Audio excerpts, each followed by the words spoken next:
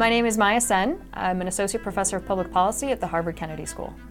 I am a political scientist by training, and my focus is on American political institutions. One of the things that I'm interested in is how political institutions interact with members of the public and shape behavior and attitudes over time.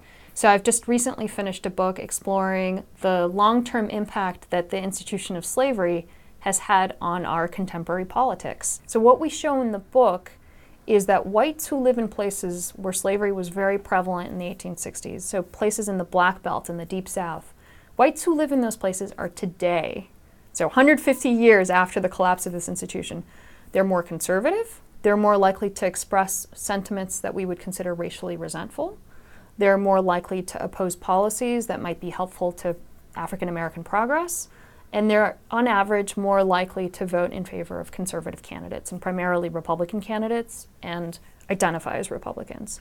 And these are all attitudes that we can really trace back to the prevalence of slavery. So we believe that slavery actually has had a causal effect, we would say, on these sorts of attitudes. We actually see that, in my work and the work of others around the university, we see that institutions have a really powerful long-term impact on the way people behave and on the way that people formulate their political attitudes. Historians have really thought a lot about some of the questions that we explore, and political scientists have too.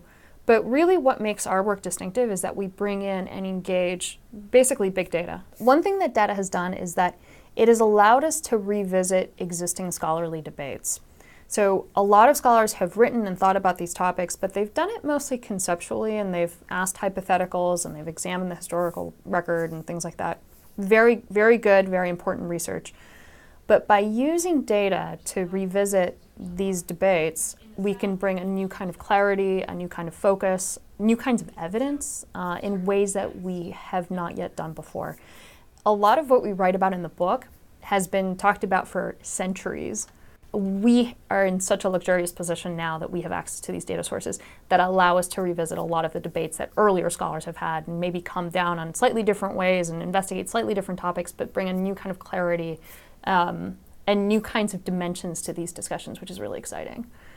There's another way in which data has really changed the way that scholars approach things, which is the depth of data is unprecedented. The way that we can analyze data has completely been revolutionized in the last decade, and the sources of data that we have are just unbelievable for thinking about social science topics. We can answer questions, we can ask and answer questions that we've never been able to ask and answer before. So I think for that reason, our work is sort of conceptually advancing a topic that people thought a lot about, but it's doing it in a way that engages new techniques and new data that were just not available to scholars even recently, which is very exciting for us.